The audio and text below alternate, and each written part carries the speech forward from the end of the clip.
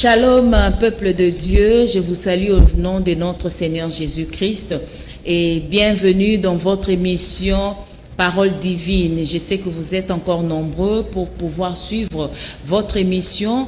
L'autre fois, vous avez suivi la servante de Dieu, l'évangéliste Val Dogé. Elle est encore avec nous aujourd'hui pour que nous puissions continuer avec son témoignage. Bonjour, sœur Val Dogé. Shalom, évangéliste Lydie. Ok. En tout cas, avant de commencer avec le témoignage, nous allons encore parler d'un sujet qui est très capital, c'est la repentance. La repentance est une étape très importante dans la vie d'un chrétien, dans la vie d'un enfant de Dieu. Parce que la repentance aussi, on peut la définir, c'est une étape où une personne abandonne le péché. La personne accepte d'abord que Asala Kamasum, Asala Kamabe, et puis cette personne prend l'engagement d'abandonner les péchés et de suivre notre maître qui n'est autre que Seigneur Jésus-Christ de Nazareth. La repentance, c'est une étape d'engagement avec Dieu. Parce que quand tu veux t'engager avec le Seigneur, il faut que tu abandonnes le mal. Il faut que tu abandonnes le péché et de pouvoir vivre sa vie, sa nouvelle vie avec Dieu, avec le Seigneur Jésus-Christ. Alors aujourd'hui, nous allons encore parler de ce thème-là, lié avec le témoignage de l'évangéliste Val Dogé. Nous allons juste vous donner 2 versets bibliques, mais on n'aura pas le temps de lire ce verset. Vous allez pouvoir lire ces versets à la maison. Il s'agit de Marc 1, 15 et puis de Matthieu 4, 17. Là-bas, vous allez voir comment le Seigneur Jésus-Christ appelait les enfants de Dieu à la repentance. L'évangéliste Val Dogé, je suis à vous. Oui, merci pour la parole, évangéliste Lydie. Nous avons soulevé point par rapport à thème sur la repentance. De Pierre 3, 9, on dit par rapport à ce qui se passe au monde. Parce que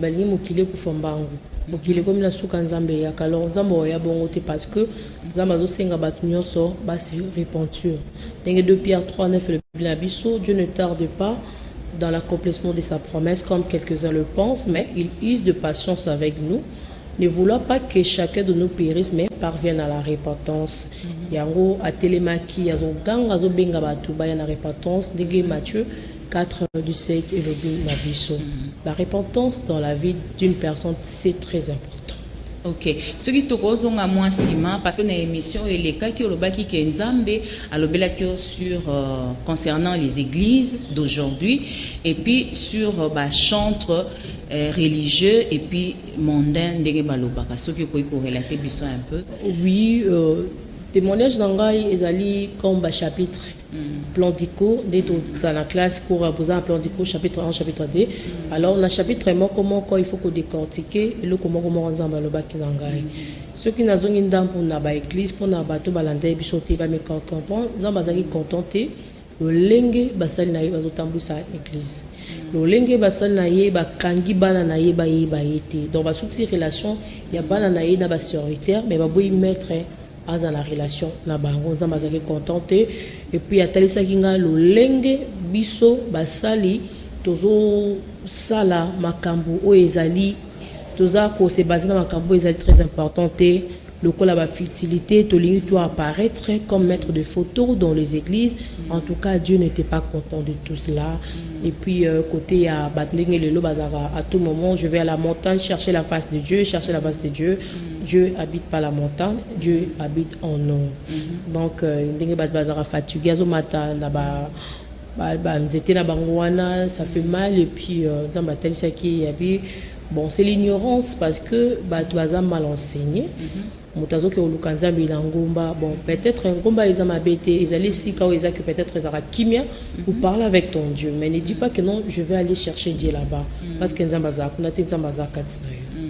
Et bongo pona ba chantre et puis pona ba boîte de nuit, nzamba lobela ki opé ponango. Pona ba chantre dit de Dieu en tout cas, c'est ça qui passe.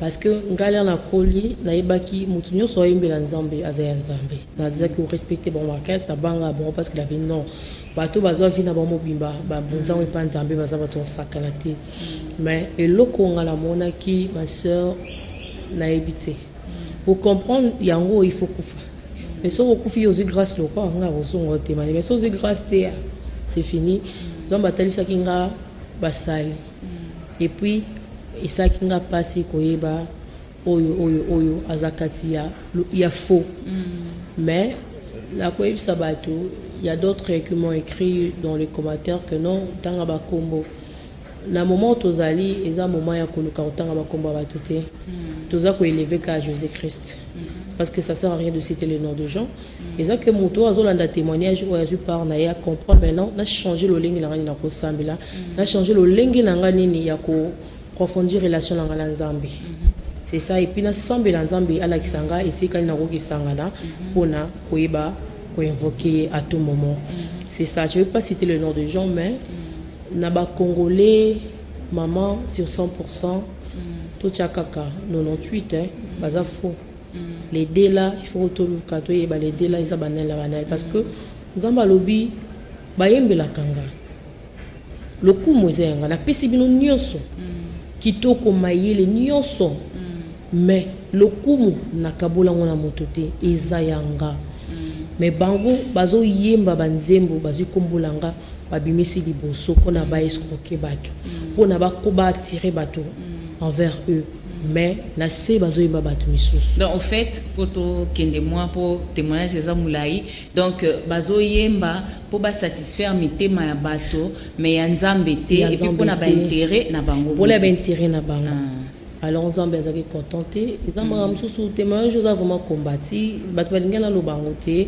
et puis ya bato ba yebi yango de le début bazo banga est-ce que kotanga ba komba ko loba ba komba en tout cas babanga te na otanga ba kombo na bango te mais na sengi bande ko na biso ba changer lo lenge ya koyebela nzambe parce que soki ba yeba ki nzambe na linga solo ba blaguer na nzambe te le kwanga avant na ndeko blaguer parce que je connaissais pas Dieu mais le lola na comme na yebi nzambe wala mama ma vie a changé totalement. Amen. Évangéliste Valdoje tant wana nyonso bozayika na nzambe azotalisa yo sikoyo oyebisaki biso ke nzambe alelaki tanga la kisio filme wana siko tongi toyeba o balobi mona nzambe te siko ozaki komona esprit ozoka mongongo ou bien omonaki lumière to expliquer biso nano yondo ko si question na pe bato batunyo ngobele muto azana bo moinda omona nzambe te de même Saul quand Dieu apparaît dans la vie de Saul pour bengaye na acte des apôtres akulinga ki atala nzambe yango misu na ye ekufaki donc muto azana bo moya mona nzambe te nzambe abimela biso na balolenge bele akoki kozwa mutu alati mutu moko alobeli yo mais tu vas comprendre que non ça c'est la parole de Dieu mais muto akufi akomi esprit Dieu est esprit. Alors, ils ont monde, ils ont mystère pour comprendre ces choses. Parce que nazaki sont dans zototé, na komaki esprit, yango na monaki nzambe. Alors nzambe, parce que Hébreux 9 27 lobby, comme il est réservé à tous hommes de mourir une seule fois, après quoi viendra le jugement? Qui va nous juger? Mais c'est Dieu. Comment tu peux être jugé par une personne que tu ne connais pas? Non. Il faut y avoir muto qui là qui muto atinde que mission na mokili, payer muto ya rozongi sa lisusu. Na liboso na ye po na nini oleka na jugement. Alors nzambe pour na redéfinir ye c'est compliqué. Il est tellement grand, il est merveilleux, il est doux. Moi misunaye je dis na koka bon ba mandam ba sala elekela kaka intelligence humaine. Nazo ko définir en côté akolela lokola bisote de to ganga katozole non. Il parle en même temps moi misunaye zo couler. Donc il a des regrets. Mais en même temps avec la compassion envers moi parce que je te mords dans le péché et puis il me consolait en même temps pour me dire je t'ai aimé, pourquoi tu m'as attristé en toi, moi je t'ai aimé, et puis il commençait à marcher avec moi. Donc c'était des choses que moi j'ignorais mais nzambe siko alinga talisanga tala erreur en enyo sala ki dans la mokili il faut que oluka oyeba le pourquoi de ton existence question va te va se poser en côté aye kaka ozela kana na liana sala tout ici na kufi na pemi eza erreur biso so za na motu ozoyeba te toutaki wapi me toye awa lelo tozokende wapi liwa soki eye toprofite mpo tokolali. Alors oyo elalaka na cercueil wana ezaka enveloppe eza corps oyo ezopermettre biso tosaisir biloko eza visible na mokili oyo atindi biso. Mais une fois soki moto akufi molimo na ye ebimi eloko liboso ebimaka eza esprit de Dieu qui habite en nous esengaka biso tosaisir biloko toloba nde toloba ngai na yo tozopema soki ebimi yango wana âme na corps ekabwani. C'est pour cela nakomaki esprit nazalaki na monde visible te nakomaki na monde invisible. Je voyais des gens mais les gens ne me voyaient pas. Donc soki okufi ndenge omona nzambe omona ete pourquoi azali papa na biso. Mais quand on chante dans les églises que non nga na okelo na ke mona nzambe donc bato bazo comprendre boyemba te nanga na omona nzambe mokolo ngo mais bayemba ngo te. Mais comment souvent tout sur la question que nzambe ba mo pour dire que non bato bazo yoka liloba ezo le kapon kakabwe balingi ko comprendre te ko comprendre. Mais le Saint-Esprit est là soko tangi bible nzambe nazo comprendre te révéler nga vraiment ce qui ba écriture et sa parole là. Dieu va te parler. Ok. Siko autant wana nyonso à part oya alakisaki o disusuni. To yoko koma côté ya ba musicien ya mokili. O balinga te to benga wa mokili. To benga wa mokili parce que bazo sala makambo eza ya mokili. Nous tous nous sommes dans le monde mais biso tous faire partie ya mokili. Parce que makambo bazo sala biso to sala honte. Ba yebo ba différence wana te. Avec autant ça va benga biso congolais. Le lengi ba msu bazo luka bazo ba kisi ba apparaître ba yebana dans le bi mawai ba luka kisi pourquoi tout est vanité. Mais ateki modinge ba teki milimo soka kufi akozana sika ya pasi azlinga ki ba misi na biso nyonso alingi bango misusu azo pekisa bango botika souvent on mona que oza on sait le mobwe esprit mozoboya c'est l'esprit de Dieu alobaka na douceur mais il y a diable tellement dominant wa biso sala. Et tu seras emporté par la voix du diable. Azaki n'a pas si ya ba musicien na biso. Et belé onga na moni bateki milimo pona succès nzambazaki contenté. Abi pourquoi mon kilo eza yanga bozo wela nene. Et puis batna batu oyo Saint-Esprit merci. Batu obakendaka ba yemba bango to benga ngo libanga. C'est un péché. Parce que nzambe yende des fois ala élevé nzambe yende des fois tomba mokili mobimba yoke koluka misa yemba po mokili yeba yo c'est un péché. Et puis bato oyo bakufi bayemba bango esika bazali à chaque fois bandimu na bango ebetaka à chaque fois douleur na bango eza ko augmenter. Maintenant nanya koya koloba botika koyemba biso ba terrasse ezobeta musique ndenge elingi ba musicien oyo bakufa avant biso to botama bazo souffrir en enfer. Bazan pour ça va témoigner va pesa baleki na bon conseil. Il faut arrêter avec cette musique, c'est pas pour la gloire de Dieu. Mais nani akoye bisabango. Et puis limo zo ganga nzambe accorde nos secondes chances tout que ko témoigner, bandi ko intercéder pour na vivant. Mais Dieu n'attend pas la prière de mort. Il attend que la prière de vivant. Mais si koyo n'a pas si to ça ki nango to zo lukape muto intercéder pour na biso. Mais nani ko sambela pour na biso. Donc, wana siko olobi que nanda pendant tous ces temps-là, baebika na le loko. Mogote ozaka ya kolala. Oui, et puis na ina soulever point moko batwazo tuna yo na tawana nyos komo na mambebele. Moi je dirais un jour devant Dieu c'est 1000 ans, 1000 ans devant Dieu c'est un jour. Nzambe akola kiso dans quelques secondes, biloko ya 10 ans. Pas nzambe azana posa ya bane, pas nzambe ya pas d'année, ya pas de jours. Et pas nzambe ezali na quelques minutes akola l'action ba kambo ebele.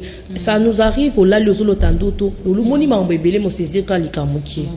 Moni na moni ma mbebele, psyché belé mais on a saisir na moni ka eloko point boy. Donc nzambe ezabo esenga rabiso skonde photos ala maile parce que la vie a muteza ndoto. Les photos en maile na ndoto on a conservateur, faut la na bic na papier à côté pour noter. So moni ko recomater pour na pongi, au sur ta téléphone au sale enregistrement. Makambo moni comme ça na tongole ko la nzambe so asali ngolu obandi sikoyo ko classe ngo eloko ne sika on a mona ki bona mona ki bo eko lingi koloba nene mamba nzambe za mystère pas nzambe milite za la raté c'est parce que ba to te ba mais la torona muke wana yo lala ki wala voilà. Alors tu peux nous relater maintenant comment ozonga kisiko na enveloppe ozo. Et puis ma boîte de nuit to ngito bossa na point wana ma boîte de nuit na naza contre ma boîte de nuit et ça juste pour na ko aider on de cause en vie ma boîte de nuit ça pour na gloire en zambité nzambe so songi biso to ko décortiquer point wana et même kinga parce que ma vie aussi c'était ça na kota ka boîte de nuit chaque jour n'habité bon ils étaient habillés en bon kile mais nzambe lengaki ba boîte de nuit na ba danse ndenge ba pazo na surtout bana il faut te élever nzambe na nzela ya nzambe c'est très important bana mikie baza l'enfer. Moi je me demande pourquoi les nzambe yo lo baki ke bana mikie baza ya bibalo ba kota lo les ba immature na utiliser qui na sens mais za mikolo baza ba immature za ke aswena mutabosani na ye boto baza na immature mais muto ala la na makambo a kota lo la te parce que motema isika zo bomba makambo ze sika nanga alors bana batu ba kozwa travail ya ko aider bana ezali ba parents les ozo bimisa mwana mokili la kisa mwana yo nzela nzambe po liwa ekipara acheter liwa ekipara acheter lobi ko perdre mwana ba âge wa 8 à 10 ans bi que non mwana nga il avait la parole à lui à cause na royaume des cieux rendez-vous za kamoroko nanga piso na kufi pour que kokutana kuna donc ba boîte de nuit ça pour la gloire ya nzambe te pas il faut ba arrêter na bato bazo sala ba boîte de nuit bon nzamba sunga bato atanga soki bato kwa ngati asa sungulu ba oyo bazo kufa azo nsabango po ba témoigner comme ça épargner ba milima bato. OK, alors pourquoi exception ndenge ni ne salamaki olongwe na esprit ozongi siko na enveloppe na nzoto ndenge moko bengaki. Oui, pour répondre à cette question aussi ce témoignage té toli to yeb sabino comment tozongaki et puis pendant tout ce temps-là tozotambwana nzambazo tali satali sanga j'étais tourmenté. Et puis en même temps la cause en a li busika mais dans mon nzoto nanga parce que naza esprit. OK. Nazo mon nzoto nanga un moment na yeko zonga pembe nzoto nanga ezalaki mais na kota ki na ndako te na vandi libanda na tielo boko na litama.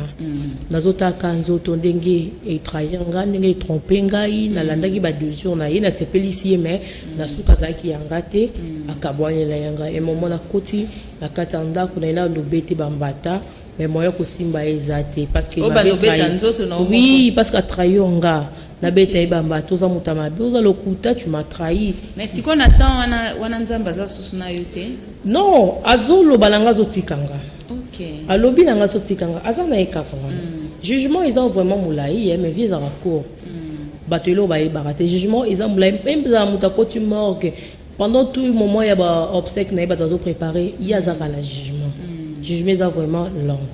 Et puis na yewana na banda ko betaye et simbité na ekota la babiloko nanga ba talon ba téléphone tout ezaki yanga bambongo je dis tout est vanité na yaki maboko pamba na zongi maboko pamba mais chose grave même le corps est vanité. Moi je savais que ça m'appartenait mais aujourd'hui je réalisais que non, le corps est vanité. Et puis j'ai commencé à pleurer. Un moment quand j'ai commencé à pleurer je dis Seigneur pardonne-moi. Kunizaka pardon. Dans singa bande ko na biso bolinga kozala na nyongo elisu manzambe te pour nzamba za na nyongo pardon la binoté. Il faut se repentir, se renoncer à tout moment. Tu fais quelque chose à ton cœur mais Seigneur pardonne-moi, je suis pécheur. Ne me regarde pas comme pécheur mais regarde-moi comme ta fille. Regarde-moi comme ton enfant Seigneur. Je pardonne. Mais ça là on a monté ma sincère. Et puis je commençais à demander pardon. Il m'a dit non. Tant que tu as réparé vie na yoza ki la ozaki na mokili et puis là on a vendu l'espoir était envolé et puis je dis bon comme c'est ta volonté que ta volonté soit faite dans les locaux le bâti na djo ko kasko ma pour na bande konanga bazana mokili ba ibi makambo te ba prier mais ba mystère caché après la mort ba ibi on nabi pas sur pas si makasi ma maladie souffrance on abi lobi so na ko feli ndeko moko est-ce que akoka souffrance oyo depuis là on a vendu wana nazozela bon batu ba ya ko constater que bayo la musanga va constater que non je me réveillais pas et puis dans d'autres côtés nzambe si bayo constater le koala non kota mort c'est bon ça on autopsie bon panzanga est-ce que ozoni sanga et pas l'impossibilité zate mais nazo linga tenzo to oyo et comment la ba niveau ana et puis la yo vanda ka wana ben aïb senga te ko ozoni sanga nanjo lubaka ke Seigneur na tika ki peut ko intercéder te na tika ki peut ko linga nzambe te malgré na zane sika souffrance Seigneur so kinga vraiment na zongi na mokeli lorsqu'on a le basiko yo katinanga nzambe azoyo kanga so kinga vraiment na zongi na mokeli nzambe na ebite vina nga mobimba na la te parce que la moni pongeza bien pour na santé mais ezenemia mutunde comme libela po eboy na la moka intercéder vina nga mobimba na lokom na yo na kuganga na côté ya vérité Seigneur la ebite na za mambo ebele il faut na sala pour na évangile na zui tenter pour na njoka manabi ba serviteur bazana bon moy moment yango yo ba renoncer na bakisi ba renoncer na mabe ba te ya vérité et puis en avant dit ils ont basé le boko moko monene puissant à saisir en garde parce que l'air à saisir le boko on est na comme le kola on moni balé dans le boko à garder ndinga kanga sur la tigan à tombolingai molimo et puis sikoyo na le boko kaya pamba simbinga a roulenga na ye na molimo na kati ya nzoto ba moko corps esekelala ki na senti connexion les so il se connecta ki ezaki esalma ki vite fait ba moko pa na se sentir na zongi na mbeto mais on a mituni ngabi oh na zaki libanda la côte na zongi na mbeto et puis elora liboso na lukaki na simba bible parce que nandola na bible pembe nanga na ignorance qui misa bando que la tanga te et la simbi bible la monique et simbi j'ai commencé à créer na bengi jeune sœur nanga Naomi parce que auté kotika moi na zongi susu azo ça la kaba pour mkemke na bengi na babi nanga oui je dis non c'est pas vrai zamba zongi singai et puis atuninga problème nini na bitika ndekonanga na utimusika na utimusika nzamba za bolingo na musalo zoke kosala koyiba te eloko mutu eza ya mutu tika soko sengi ba pesi malam so ba pesi ote kozwa te l'enfer est réel le royaume saisisse oh non mon des comme problème que depuis comment la moi solo bala makabo bilanga tala tikanga na la reta ça laisser ndeko nanga na kangi na makolo na supplier yo oh na nzela mobala mutalingi ko linga te jugement nzambe ezali amoni ngolo wali boma na ce téléphone anga ba film a porno ezalaki na supprimer ba musique mondaine ezaki na kana abisinga o mocho chonka pas longtemps na boto au futa $10 mo sibinga bi ya la mamutu na $10 ezata musikate tika na supprimer la supprimer bongo la bandi ko sambela la bandi ko pesa nzambe merci siko e na bimi libanda na njiko te ya bato ezaki lo wali boma ko na bato depuis quand yozote ya biso makambo oziango wapi. Mais les gens disent que non, yo c'est la théologie. Mais makambo zote ya biso zongo wapi la binzamba ocho otangisa ma commune na ye.